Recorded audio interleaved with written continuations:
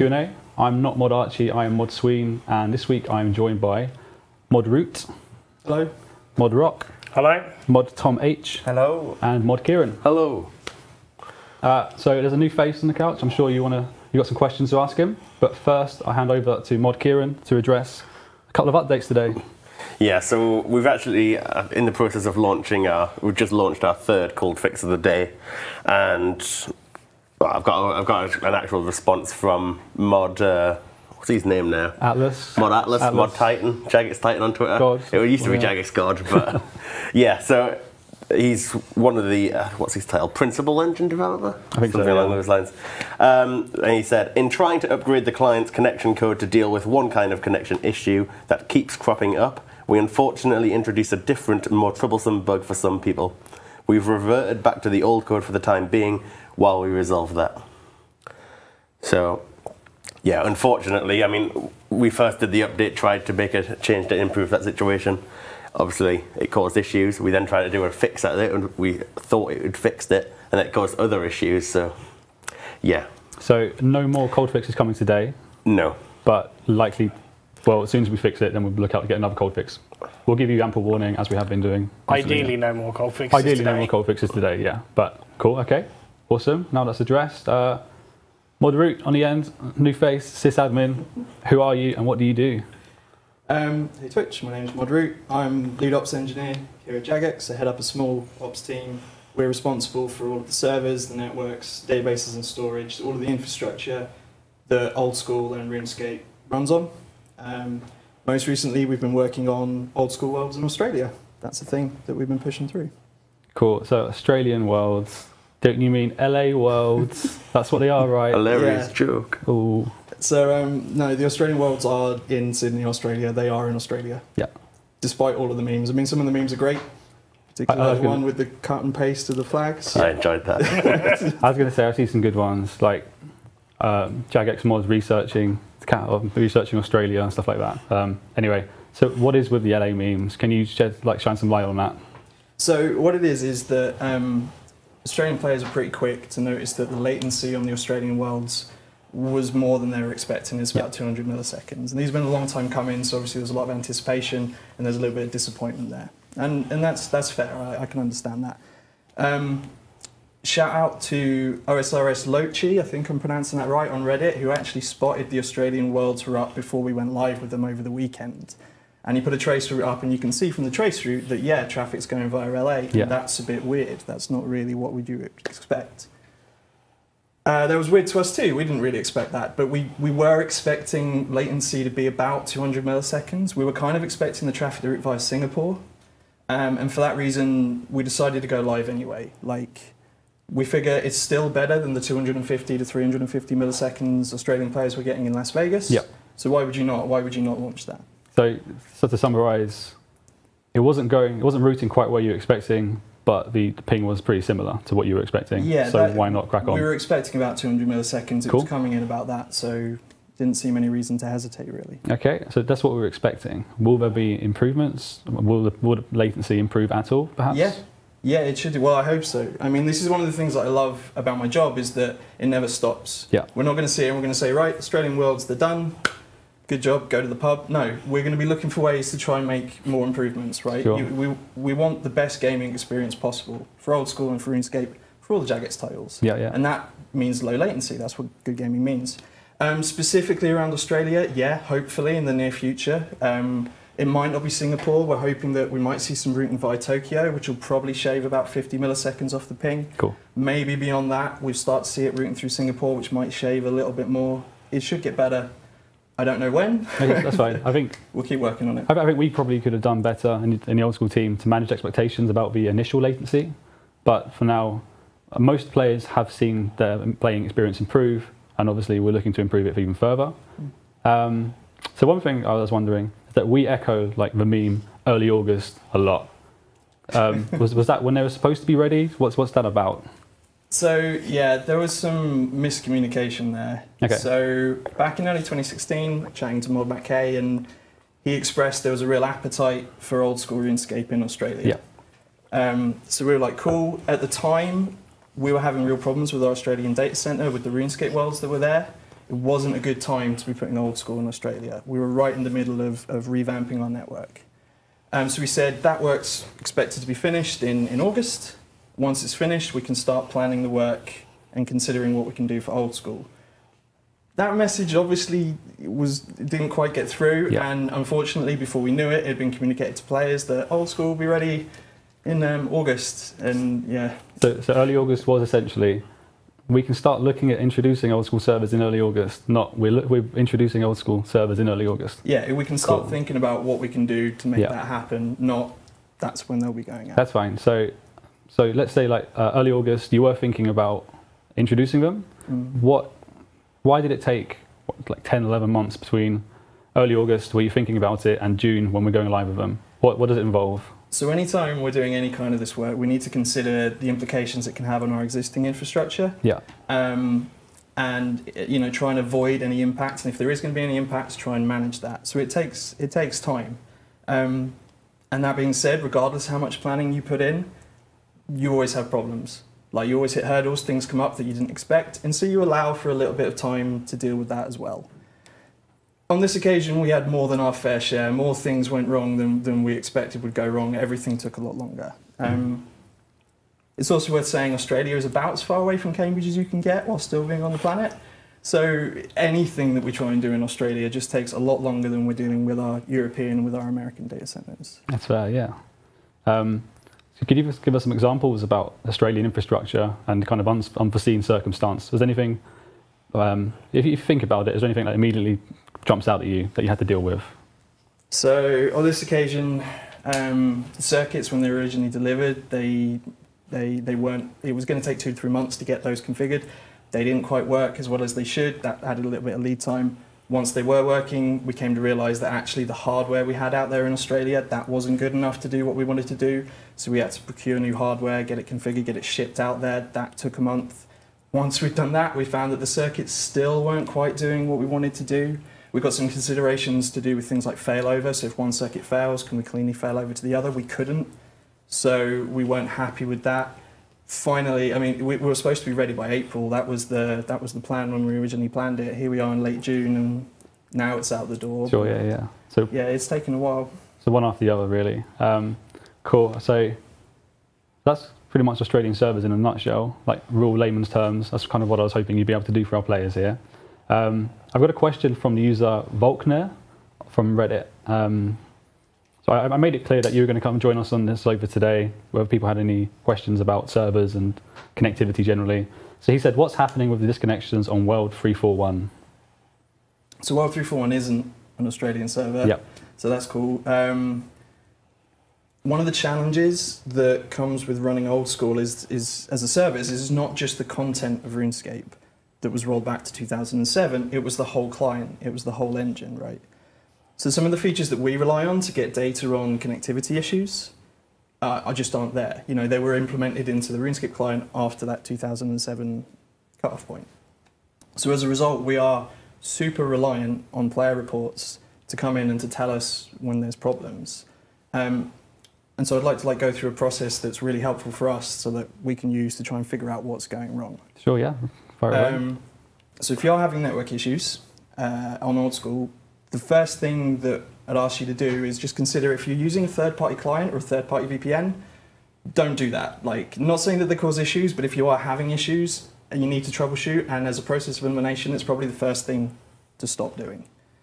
If you're having issues that are being caused by a third-party client, we can't really do anything about that. We can't really help. So just eliminate that for the time being. Okay. Once you've reproduced the issue with an official Jagex client, we're going to need you to provide, the most useful things you can provide are a trace route, a description of the problem, and like a timestamp, a date timestamp of when you had the problem. There are some steps online for producing these. If you go to support.runescape.com, there is a section on the website for technical problems, and then there's a section for connectivity issues. There's a link to how to create a trace route, how to upload it to Imager or some similar image sharing website, and then at the bottom there's a contact us section.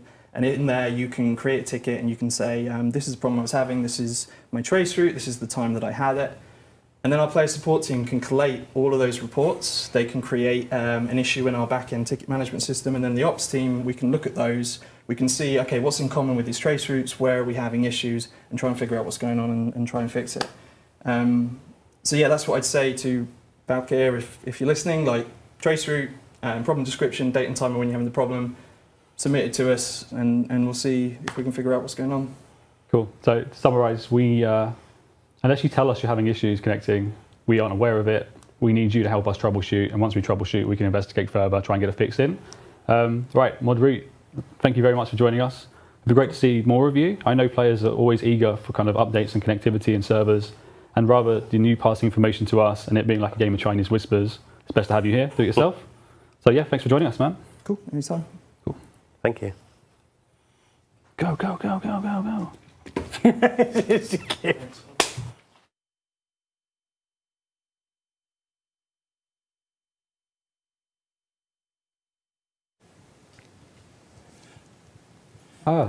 Hey, Stone. Hey, bud, how you doing? What brings you here? Well, you know, sitting on the sidelines gets a bit boring after all. So. Awesome, cool. All right, so that was ModRoot. Thank you very much for joining us. ModStone is now in his place. So let's crack on with the dev Q&A, shall we? Dusty asks, could the Sanfu drop from Kraken boss be noted? It's just a waste of inventory space, leaving them unnoted. But part of the fun, well, I say fun, very loosely, of Kraken is your inventory management. Because if you get a shark drop, that's 5 shark, and you normally tend to go there with an invented food anyway, because you don't use prayer pots there. So invent management is kind of something that's there at Kraken. I know it's not a difficult boss exactly, so no, because it's not fun, right?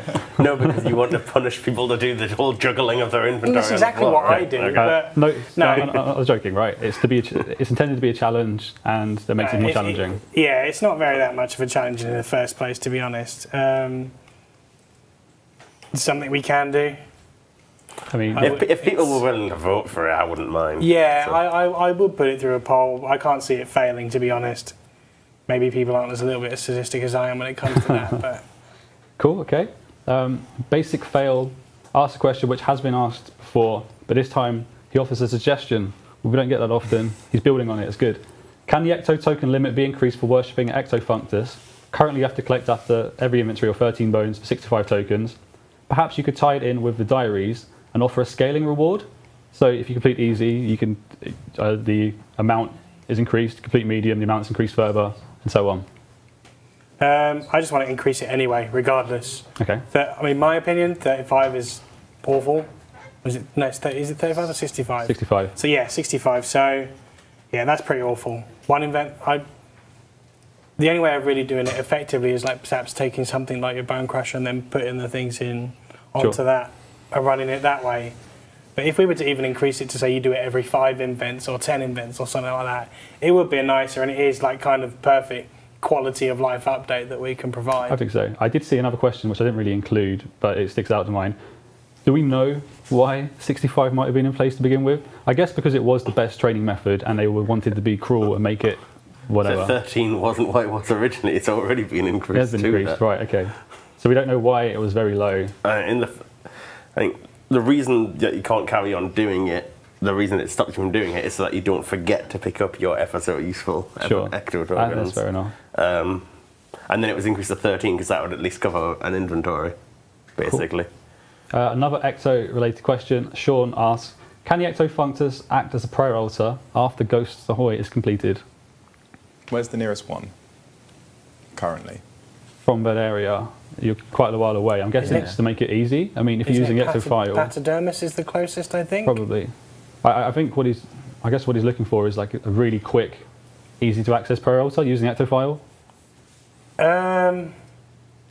Maybe. Well, I perhaps wouldn't think about putting one directly next to the teleport, but maybe if one was suddenly to appear in that area, I don't know. It's a kind of a godless area, isn't it? So they wouldn't necessarily be praying to something. I think the thing is the fact that you have to worship at your Ecto Functus or something, don't you? Or offer. I think it's more putting an offering in. Yeah, I think that's how they're interpreting it. The offering is to Necrovirus, I believe, and he's not a god of any kind. No. He's just someone who. He would take your prayer points or anything, right? Just get an Audi cape. Right, get an Audi cape. There's a prayer altar right next to it. Sorted. Problem solved. Use that, then use your Ecto if you want to go there, right? Cool. Wertho asks, can we get an advertisement board outside the house portals for host? It would show the number of people inside and the host construction level. If the portal is locked, your name will not show. This has been asked before, definitely. We've had similar stuff regarding like advertising boards in different areas. Yeah. So how does it decide whose house it's advertising? It'll advertise I believe the way it works, what the suggestion is that it works, that it shows everyone, like the raids team list. So it shows everyone that's got an open team with I think we have a cap of like 40 on there. Yeah, there's never ever going to be, there's never really 40 houses open. And it is a lot nicer than having those accounts that people put outside with the auto chat running. Yeah, drives me insane. That's ugly, and having a board there would be nice. Maybe we'd it's have to like a speak leaderboard on like the house which has had the most prayer XP. I would literally just have a list of say like the construction level of the person that owns the house and order it that way, because with a higher house you're more likely to have more features in there. Sure, yeah. So if we can adapt like the raids interface and play about with that, I'm sure we could do something. You could quite nice. easily have a list of different, if we predefine a list of activities and they choose one. Yeah. Okay, next up is in reference to a question asked, I think maybe last week, but again, provides a suggestion, because we asked for one, that's nice. A Wilson asked, could we possibly make Karamwanji stackable in order to fix Karamwan fishing? We could catch Karamwanji the normal way, use a knife on it to make the bait and have it in our inventory with a vessel to catch Karamwans. P.S. Tell Kieran that Sunderland are better than Newcastle. In what measure is he using? Well, surely if you had that on you know the what? end of the question, I was going to say yes. I was going to say yes. I thought that's a solid idea, right? You can easily make Karamwan fishing better by doing that.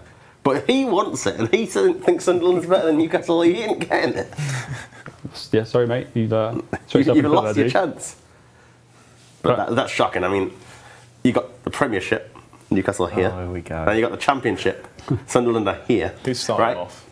Get over it. Moving on. Now, I do want this. This is a good idea in all seriousness. It is, yeah. This would help a lot. Yeah, so we talked about fixing Karamwan, or how to obtain them, right? So at the moment, currently, it's through a shop. We want to fix it. This is a good suggestion. If you have a better suggestion, let us know. But for now, yeah, I'm quite keen on it. maybe you should find that guy's account name and put a seriously offensive language on his account. Yeah. The wooest of lads asked, could Iron Man mechanics be changed as an indication that you won't get a kill before you finish it? And then a suggestion was offered, consequently, which is a message might appear saying something along the lines of, you sense that whatever monster is weakened, or something like that. So perhaps the first time you attack it, it tells you if someone else has. Yeah. Well, you won't get the kill. What changes have we done to the boss rooms in order to try and... Because I presume that this problem mostly comes up at God Wars, where Iron Men are running up, they're getting a few kills, depending on how well they can prayer flick, etc. Then they're going to coming back and realise that someone else has gone in, done a couple and a half kills, and it just becomes quite annoying. And this won't even help you with God Wars, because you still have to use your 40 kill count to go inside the door. That's the problem. That's why we pulled having a sign outside which displays the health of the monster. But and with God Wars, even if it drops below and re-heals to full, I'm pretty sure it doesn't reorganise who's... It should. Yeah, once an NPC heals up to full, it should reset back to no one having done it. No, a corp doesn't do it with its stats. That might be a bug then. Don't tell them that. They're like, that's one people use. But it doesn't reset. Well, that's weird. It's a bit mixed in the chat. Anyway, moving on. We'll look into it. That's something we should look into anyway. So next up is God of Silver asking, could we see a spell, it says like Obliterate Ore, I mean, maybe introduce it for Obliterate Ore, enter the game. The spell will destroy up to 5 ore for minus smithing XP. So essentially you've got an invent full of ore, and then you cast Obliterate Ore, and then you get some smithing XP. It would prioritise lowest level ore first. It doesn't leave anything in your invent afterwards then? It just I imagine not. I reckon he's thinking of a way to get rid of the ore in his invent and not lose out. I think it'd be nice, but only if it dealt you some damage or something. It doesn't make any sense destroying a load of ore. If you don't want the item in your inventory, drop it. Yeah. I think it's just a case of He wants XP for free, doesn't he? Yeah, Yeah, precisely. I think it's suck it up, drop it, get on with it. If you're blowing up ore, you're not exactly leveling your mining because you're not doing anything related to mining. It's Well, I think he was wanting to get smithing XP from it, but smithing it. even still, Even someone on amateur hour can blow up all without a smithing level, right? Yeah. So- exactly. Just get on with it and drop it. You got shift click. Well said. All right, somebody, Yeah. I don't know the name, has a question. I thought that was the name when I was reading the questions. Nah, sorry, man. That's a great There's a few somebodies. I haven't prioritised them that much. So we've discussed this subject in the past, but they offer a suggestion once again. How about the ability to store all kinds of runes in the rune pouch, but you have to select the 3 you wish to use? I think it's the same answer before, that it would be a nice system, but it's not an easy, quick change to it. So it's one that's, again, in the backlog that we can poll, I think. Yeah, it's also the fact that being allowed to carry every type of rune without risking all that invent space. It's the reason why it has a 3 limit in the first No, you place. still have the limit of 3, but you'd be able to pick. Yeah, but you'll be able to carry them all because you're chucking all the ones in the rune pouch and it's only using yeah. a few. It's basically treating it like you have these items in your inventory. So being able to hold all of the runes, I think, is too much. Cool. So we keep seeing variations of that suggestion, trying to make it more restricted and restricted. So I think now we can safely say we aren't really going to consider the rune pouch holding more runes, regardless of kind of what mechanic you wrap around it. That's been the general consensus when this comes up every now and then. Cool. It's a case of it was brought in to give you a couple of free invent spaces because sometimes you take 3 or 4 different runes depending on whether you were teleporting or doing PvP, PvM. So we're trying to be nice with that, but not be too nice. Yep, fair. JSK2KT asks, will you please make it so Lanthus holds your Castle Wars tickets? This will help with bank space. It will save you 1 space, but... What? No, because we could put that into about 500 places in the game to save you a space because NPCX holds this item. I know I'm pretty low level, but 800 spaces. Is it 800 at the moment? It is, isn't it? Yeah. That's a lot People of space. just need to stop hoarding useless stuff. Yeah. The whole idea is just that tokens would be a variable in the interface instead. Like I think that's reasonable, right? If you do it for one, you're going to have to do it for everything, Kieran. I Which just would think then there end are up so saving a lot many of space. ridiculous Yeah. places that they could just be like, oh, let's do it here, let's do it here, let's do it my here. Ranger Guild tokens. I want them. Yeah. My warrior But- tokens. Yeah. If you go look in on the back end at most of the accounts who are like, oh, I need more bank space, you can always see so many useless items. Like, oh, this is from a quest that you did 4 years ago. You really don't need this anymore. And it's just clean out your banks. Well, you've heard So it. Mod Tom H doesn't have an Iron Man. I do. So Private says, that's a Castle Wars related again, Castle Wars for free to play, and that's been gaining quite a lot of support on kind of all forms of I would love social. that. Yeah. Personally, I would really like that. Definitely in favour of it. I think it'd be nice to try out on the tournament world to see We how did. much it gets picked up. We did. How much traction did it get? Not much. Well, precisely. Was the tournament world free to play access as well? Because if that's what they're wanting it for, if we can justify the time to be able to do that, to get enough people to go in, then sure. But I don't think we'll get enough usage out of it. So I did see like a huge succession of yeses in the chat, but again, if we did it and no one used it, I mean, it's all well and good saying you want it, but is it worth it? At the moment, though, like he's got a lot of yeses and nos in the chat, but half the people probably talking haven't been in the last year, right? Sure. I wouldn't mind doing it. I think it's. I'm not sure how much work would be involved though, and that's the question. Yeah. Is it worth a straw poll? Good straw poll. Yeah. Yeah, should cast. Something I would love. But I think playing Castle Wars in free-to-play only gear would be probably a lot more balanced as well. Yeah, I think it'd be definitely. good mechanics. I'd like to see that. I'd love to personally. see everyone boosted to max. Like, just going to throw it out there, because if you're like level 50, you go in there, you just get like 2 hit most of the time, especially in members. Well, you know, people That's why running around in. you play the support role. You use your barricades. You try and mine stuff to fall on people. Yeah, but I just want to go fight people, right? So. Then level up. Get to the Yeah, I wilderness. know. Get good, right? Wilderness. Get good. Yeah, so. But yeah, no, it would be a nice thing, I think. So I've got a few players asking about the Australian servers, but not to do with connectivity.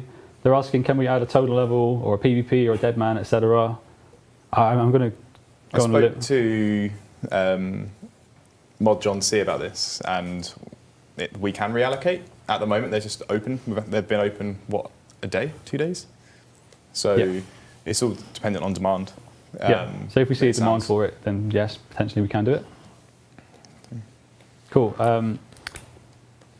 DS Abolish is having problems with convincing his friends to join on old school. He says, "What do you think I can say to persuade people to play?" It's a nice, quick rhetoric here. You'll understand all the dank memes on 2007 Skate. Sold.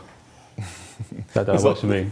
I mean, there's lots of differences, isn't there? You know, like we're one of the only games out there where you can do any class from, you know, can I say class, from like the same character, right? You just have the same base stats as everyone else. You choose how you want to level it up and, you know, go to a combat calculator online and build an overpowered build, or you could just level up wherever you feel like. So freedom to choose your build and dank memes. Basically. Yeah. Sounds perfect. But honestly, it's just such a good game. No, it's a great game, right? It- If you play the game and you want to convince your friends, then you obviously got some passion for it. So to use that passion and get them involved.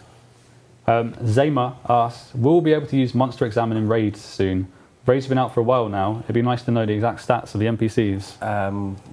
We addressed this, I think, the week after raids came out, and it won't work because of how the raids NPCs are set up to scale based on your party level. So Monster Examine reads the config stats of an NPC, and the ones in raids don't actually have fixed config stats, so it can't be done. Cool. All right. Sorry, Zayma. For Jay's Bog, sorry, I butchered your name. I think it's Scandinavian. Says, can we get a shift click to walk under items or NPCs? Obvious example, being able to shift click to walk under a box trap. So at the moment, you can adjust your settings to 2-click rather than 1-click to make it easier, but the shift click would make it a better solution. I agree, it would be a good solution, but this is all engine side. Yeah. We would need that engine support to do that in much the same way that shift click drop works currently. Cool. Okay. Another somebody, probably a different somebody. I'm not sure. In the maze random, every single wall can be clicked on, and not just the gates. Since it doesn't affect bots, as far as I know, can we change it so you can only click on the gates? How do you know it doesn't affect bots? Does he have one himself? He says as far as he knows. Like, I think like that's one of the most annoying randoms for that reason. Like if you just had the gates, it was just pathfind, right? And It's also one of the more rewarding randoms. that's what I mean. Yeah. So like, why would you make it just 5 clicks and you're done? I Well, I mean, clicking on the you can walls for still no click reason. the gate, it's just that there's a load of walls in the way that you can misclick on, basically. Now, if bots are getting through that thing anyway, and it's not preventing bots getting through, then there's no reason to have the stuff there that's helping to contribute to preventing bots going through it, right? So it would be worth, I think, probably talking to Mod with about it, but I don't see why we'd want to keep that if bots are doing it. It's just annoying. that's fair. So questions from the chat. Subbyphobia says, can you please add Super Mage and range pots? They are. They're in Nightmare Zone and raids. So I'm guessing in the wider game. So I'm just being facetious. We don't really have a need for them right now. I mean, the only thing you're probably going to use a range pot is for, like, probably the Inferno and a few bosses if you want to last longer on trips, but there isn't a lot of need for them now, and I think people already get concerned with standard power creep in the first place. And this only just adds to that. Fair enough, yeah. The other thing is the magic potion is pretty ineffective because of the fact it only boosts accuracy. But that said, we do also have the imbued heart, which already gives a much bigger boost than the standard magic pot. If you want a super magic pot, go out and buy yourself an imbued heart, and you'll have that for yourself. Fair. And another question from the chat is, what about the Helm of Ray Ward? So practically related. Probably best to wait until Mod Matt K is back from the States, I imagine. Yeah, he wants to give out a hint, I believe. Aren't we close to the year anniversary? A couple of weeks away? Yeah, it's a couple of weeks. He's been talking about it for the last few weeks, though. How He's been talking about it for the last year. Yeah, he's quite smug about it, really. But the sad I'd thing, love someone to find it right now before the year So anniversary, just to crush his dreams. in terms of a hint, I'm not going to give one. I think the biggest hint is the one that's already been given multiple times, is that the players have figured out everything. They have all the information they need to solve it. yeah, just about using it. Sfumin says, you changed box traps to be placed over the top of flowers. Can we see this for fire making? Don't see why not. If we've done it for one, flowers and fire making are kind of like the annoying things people put down. So you could put a box trap on top of a fire? Yeah. Well, you can, but it would, like, the way, depending on which one's on top, it's just really like before, the flowers would be the first op you click, I believe, and then... What we could do is prevent fires being lit in the areas where you do box traps, because there are no real reason to light a fire there. And also we can prevent box traps being put down outside of where you'd normally put down box traps. That would make a lot more sense.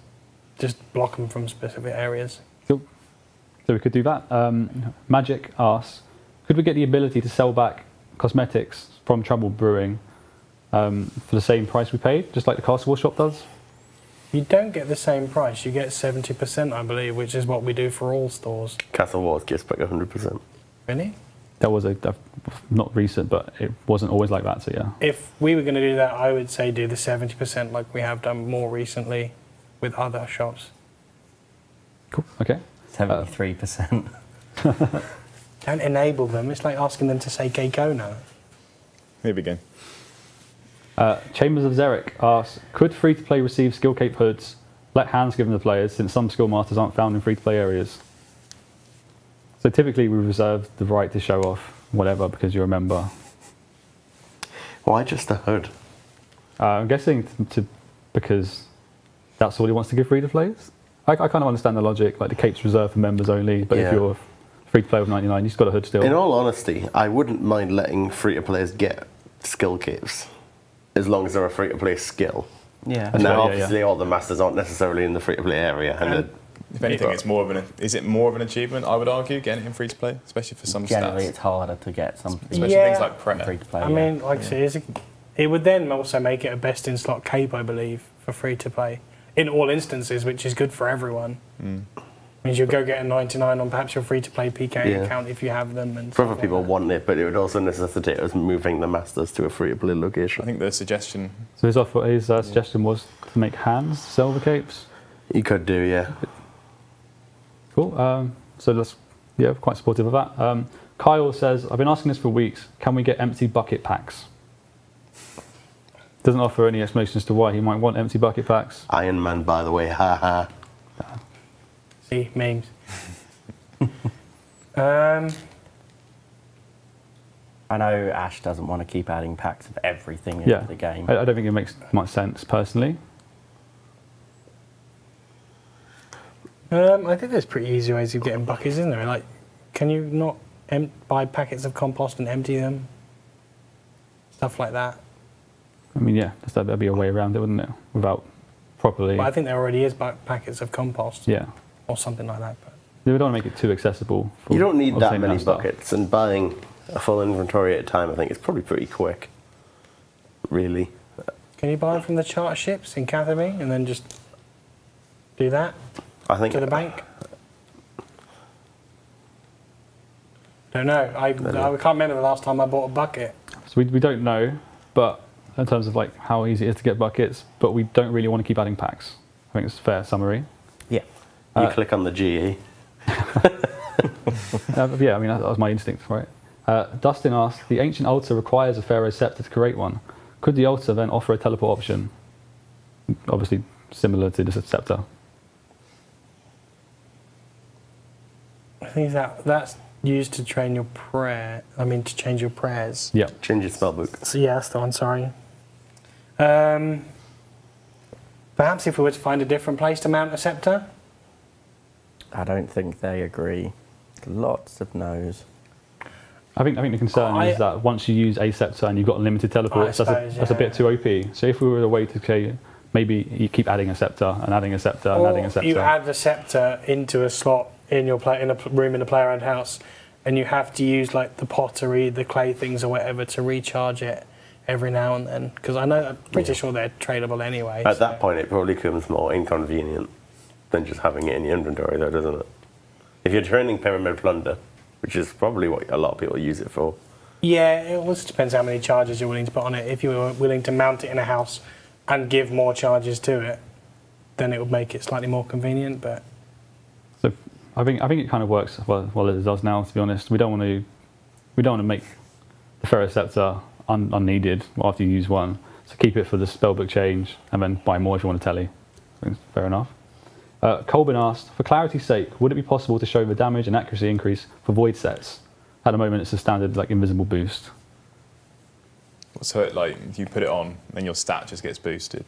Like, yeah, so you don't see it in the Warnock equipment menu, basically. Whereas things like the Occult, the Colo Wand, Ancestral, etc. It'd be quite nice to then you'd be able to compare stuff without having to, go online. The only thing it Bit won't. easier. I mean, does the Slayer helm? I can't 100% remember, but I mean we could probably do it for the magic damage, the damage percentage boost, but it might be a bit trickier if we were to do it with the accuracy boosts and stuff. It might help all the people you see in Void but Barrow's gloves. They might look at their equipment tab and say, hang on, I've got no damage boost here. The way Void's boost is done is completely different to all the other boosts, unfortunately, as well. Okay. It's tied directly into the combat stat generation, unfortunately, rather than being applied later like all the other boosts are. So it's a little awkward. That's fair. C's asks, could there be a Slayer unlock which allows you to fuse a Slayer helm with the Shazian helm? This would allow the Slayer effect to work alongside the Shazian armor effect. That would make Lizardman incredibly easier. I mean, if you're he doing did it pitch in it as a that Slayer unlock. So Still, points aren't that hard to come by anymore. I think that might be going a bit far with the usefulness. I mean, half the reason that was given was because then you can't necessarily just go in straight Slayer gear to the Shamans that are in the Shazian area. I think it's an overwhelming no from the chat. Cool. So we'd rather encourage viability of different gear than everybody using a Slayer farm. If anything, I'd go the opposite way and let's just move the Lisbon Shamans in the Chambers of Xeric area. Get rid of those or move them somewhere with a requirement. That's fair. Nice to see our colleagues in Los Angeles are now in the chat. Are they? Who have you seen? We've got ModMac I've seen Ian as well. and Pure Spam / Ian. Oh, well, hey guys, have a great time. Yeah, It's raining here. Yeah, beautiful. Spying on us. Yeah, we're Jealous that they're not here. Brennan asked, could we possibly get drops from demi-bosses in raids? It could add a disincentive to scouting. I mean, I know we'd rather tackle scouting, but this is an option, a suggestion. So they would want something from perhaps the Demon Todd. They'd probably then ask for the DWH from Shamans, which we said no to. It's just going to introduce a different problem with scouting where they're just going to scout out for... Well, people don't Drops really they do want, that yeah. for the Onyx. People don't scout No. for Tecton. I don't think it will solve the It's problem with completely scouting at all. unnecessary. Cool. Yeah, I think There's still a change awaiting that we can make to prevent scouting. yeah, so we'd rather tackle scouting in a different way. So Thomas Spallini says, could the teleports on the Wildy obelisk be arranged from low to high Wildy? Yeah, we can reorder them. That's easy. That's easy. But what Okay. if people like the order now? Toggle. We're not getting a toggle for that. I think if you change them, you'll probably anger more people than you would. That's why it would have to go through a poll. Right now, True. it says level 13 worldy, like level 52 worldy, in like a random But order. if you It's remember weird. which one, But yeah. it's Well, if we poll it, then that'll be Yeah. obviously up to the players. Cool. We've raced through lots of questions. Still got some left, but if you've got any questions you want answered, drop them in the chat now. Give something else to refer to.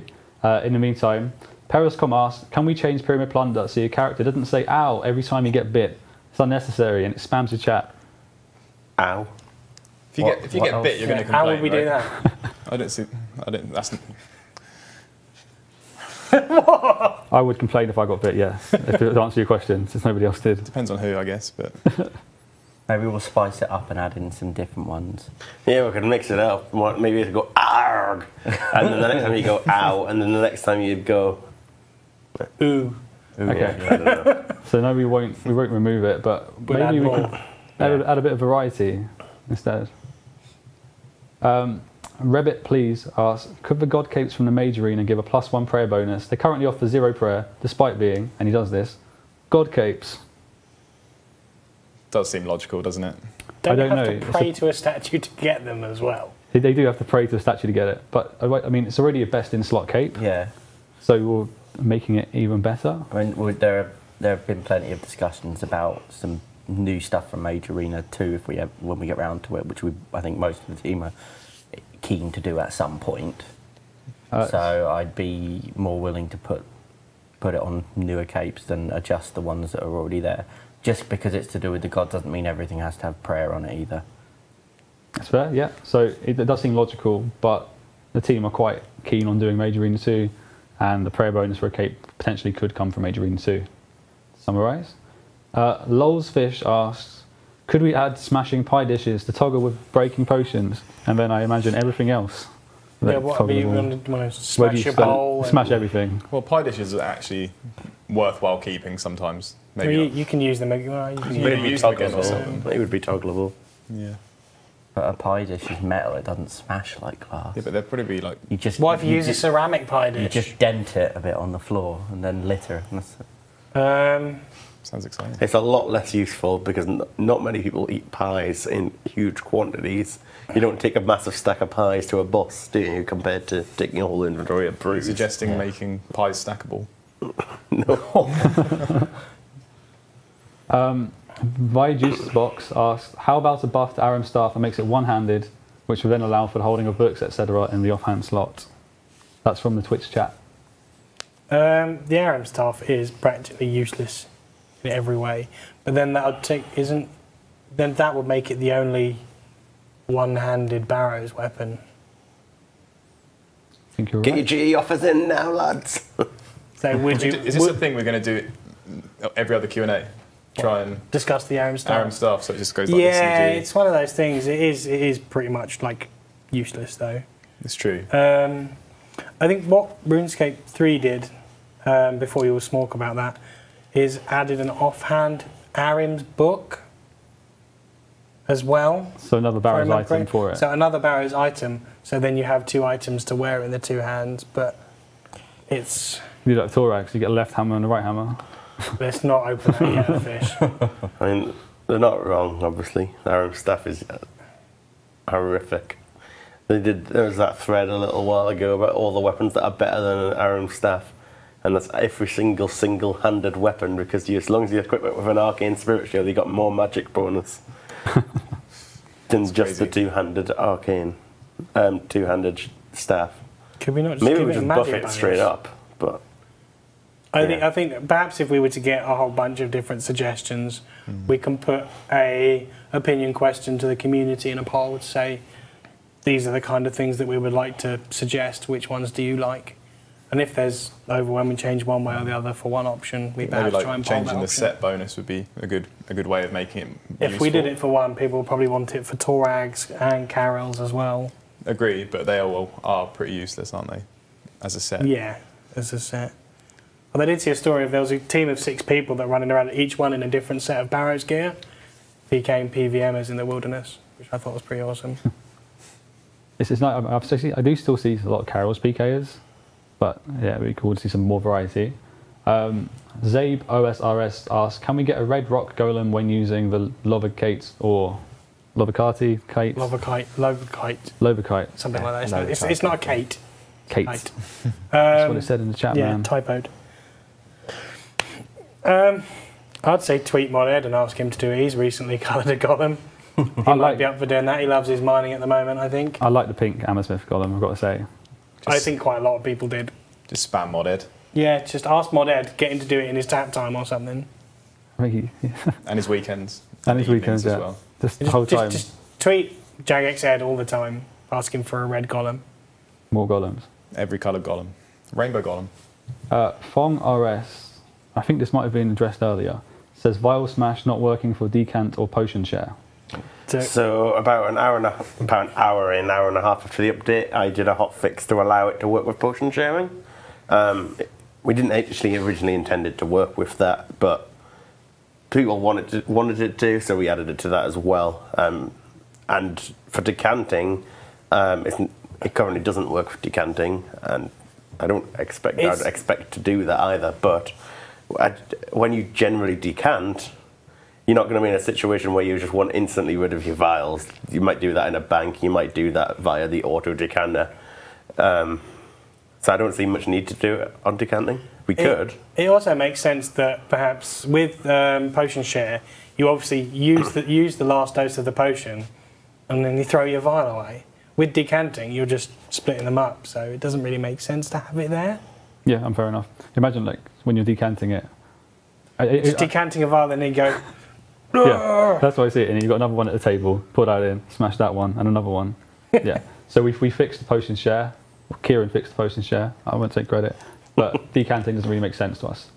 Another question from the chat is from Goku for the win. Coal bag upgraded by gold nuggets or minerals to be able to hold all types of ore based off mining level. Not really a question, more of a statement, but we know what it means. That does make it a lot more powerful in specific places that I wouldn't want to make it powerful. And we pretty much have this buffed ore mining quite heavily in the mining guild expansion. I think the most use for this would be for either like smithing or blast furnace, or even like running ores to the bank in Motherlode Mine. I think expanding it for all ores is a bit too much. Yeah, it's basically unanimous no. Yeah, the Twitch chat is no's everywhere. So yeah, fair enough. Sums it for us. Krazer asks, could we put birds' nest at the top of a log pile or increase their duration? It makes sense to be at the top, doesn't it? Yeah. Like, I'd be happy to increase We their did value, that with unidentified minerals today, didn't we? With the update? Yeah. You'd have to put it higher than a magic log then, but although I don't see anyone drops magic logs, but Sure. yeah, most definitely. I mean, they have a value of 3 to 4k in the GE, so buffing them up a little bit in terms of their base value would be fine. So lots of yeses there. Laserman367 asks, would it be possible to implement NPC sprinting? This could result in new possibilities for PVM, and then your pets could follow you whilst you run. It's engine that needs to do that, I'm afraid. Yep. be good if that was done. That would lead to like some really nice quests. Oh yeah, no, when I was doing the Halloween event last time, I was like, oh yeah, I'm going to have this NPC run. And obviously I'd only just moved over from RS3 at the time. And so I was going through with Mod Jeb with the design of it. And he was like, yeah, we can't do that. So I had to go back and rewrite half the design. But just zombies everywhere. Yeah. All sprinting at you. Yeah. It's engine features. There is, I mean, I think it'd be a really nice one, especially for bosses. You shouldn't be able to just run away from a boss, right? There's things we can do to work around it. In fact, I mean, you can't just apply it anywhere, but I mean, in the cutscene for the birthday event last year, I had an NPC that just teleported 2 tiles at a time instead of walking. Yeah. And the client thinks it's close enough and it just plays the war cannon between the two. So it almost looked like it was running. That's cool. And it sort of I kind of cheated it in the Halloween event at one point as well. If you put a long enough delay, it then causes the NPC to kind of run to catch up with where it thinks it should be. But yeah. it's just a bit of a hacky way of doing it that we can't do it properly without engine support. Cool. So we don't have the engine support to make NPCs run, but we can hack around it, pretty much. GR Cheese, not asking a question, he's just stating loads of stuff here.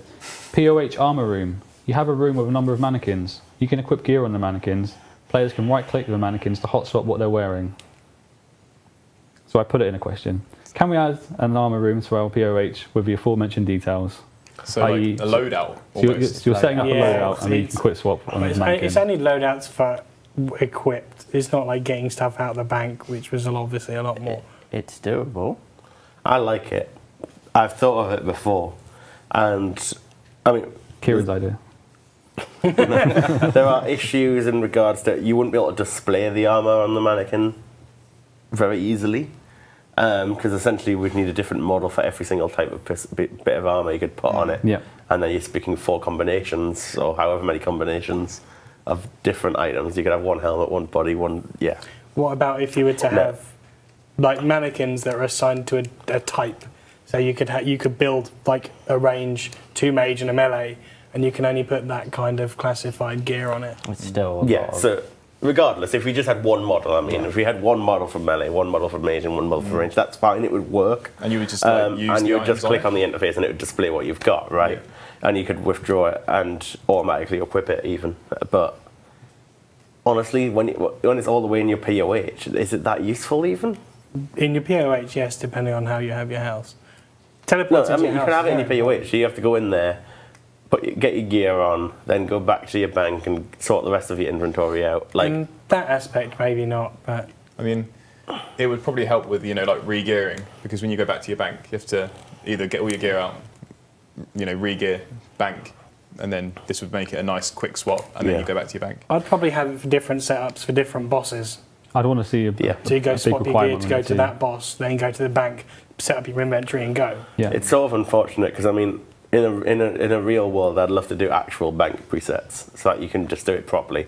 I mean, because all of that management stuff and just the way you have to navigate this interface to sort your gear out, it's a bit irritating. But unfortunately, because you can do training so much quicker because of it. You can get yourself on a farming run so much quicker. You can sit there at the bank and do your fletching inventory so much quicker, and all of that stuff. Like, it inherently buffs half the game, just adding the bank presets. Yeah, it does.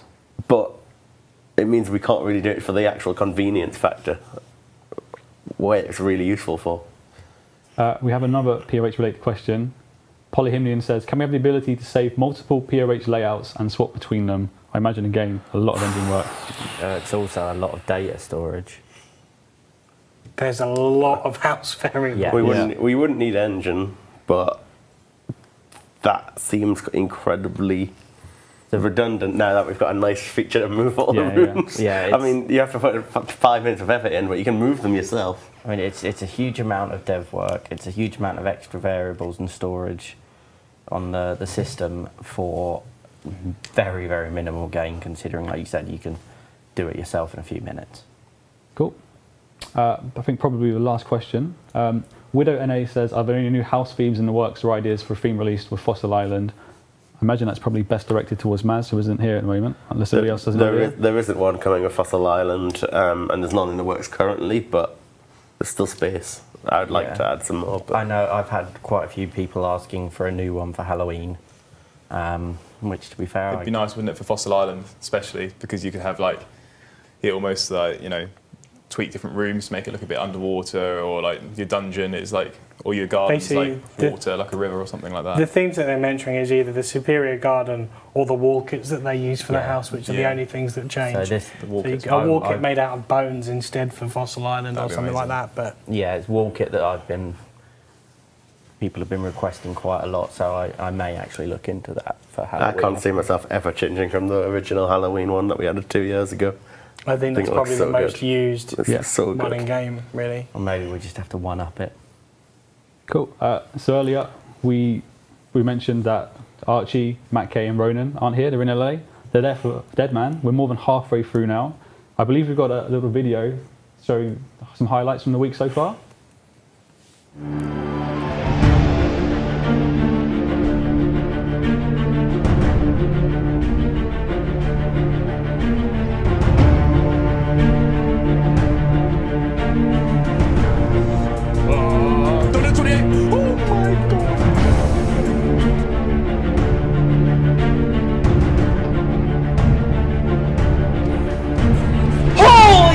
Double chest!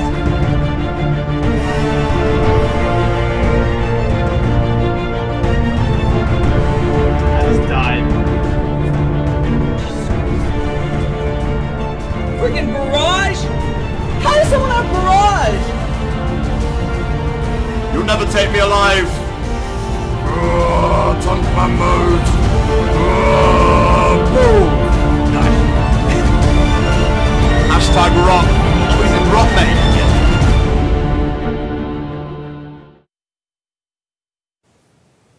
Quality. I think we saw more Barrows drops earlier as well, didn't we? Before, in the time the video was made. Alfie's luck is ridiculous at the moment. I really don't know what that guy's managed to do to get that. It's annoying as well because I was just talking about it earlier, and I've had 3 items in 165 chests. I'm just like, how is this happening? I once got 15 items in 100. I hate you as well. Yeah, and that included a triple chest. A triple chest as well. Yeah. Wow, man. Haven't seen that yet in Dead Man. Triggered. Yeah, so Dead Man, this is looking amazing, and kicks off at 1 p.m. PDT, which is 9 p.m. BST. BST. Yeah, so, snazzy graphic. Very nice. Yeah, so obviously be sure to tune in, guys. You can, we've got a profile on the people competing on stage. You can find that on the old school website. I think it's like the easiest way would probably be the third news post down now, which is one saying the tournament's live. At the bottom, we've got a good profile. They wrote it themselves. Some will have more effort put in than others. We've got like You Never Learn went pretty hardcore. You Never Learn wrote an essay, man. Yeah, we have to trim that down. So if you in the chat, if you put !Deadman, you'll also get a link to like the autumn season, and I think it also has links on there to the dead men who are playing on stage on Saturday. And if you put !Membership, you also get taken to the summer special, which is still running for the next 2 weeks. And then obviously you can play in the autumn season, which kicks off on Saturday. Yeah, so season 6 will start as soon as the tournament finishes, so around 10 PM BST. You need membership to take part. So we said summer special is still live. Get involved for season 6. Read up on the changes. Some really exciting stuff. Hopefully keep the season really exciting all the way through. I mean, last time we saw some activity when the quests were auto-activated. Hopefully everything we've got here, it won't discourage you. You'll keep wanting to participate. This tournament now has the most prize money offered so far. Yep. It'd be great if we can keep doing that. So play on, try and win 20k. Yeah, as well, like I think some of the changes to the tournament, the fact that you've got XP caps, it's just amazing, especially for the more casual player. Don't have to grind for hours. I mean, you can if you want, but yeah, with a mil XP cap per day, then you really can crack on in like a couple of hours, 3 hours, and go PKing straight away. Cool. So if you've just tuned in and you're catching the end of this, at the start of this stream, we addressed the 2 cold fixes which went live, and also some bits about the Australian server. So I'd recommend going back and rewatching in case you missed it. I think that's all from us. Yeah. Yeah. Cool. Sounds good. Right. Yeah, Tom is dead, man. See that.